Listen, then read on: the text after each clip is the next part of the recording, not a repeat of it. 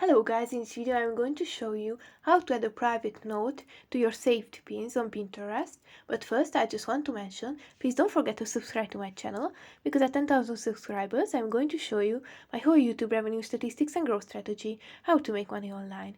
So let's jump into it. First, open the app.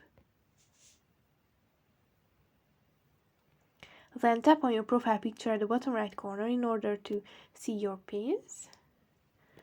Open a board and open a pin. Scroll down, and in the middle section tap on Add a Note to Self. Type in your note, and when you are finished, tap on Done at the bottom right corner.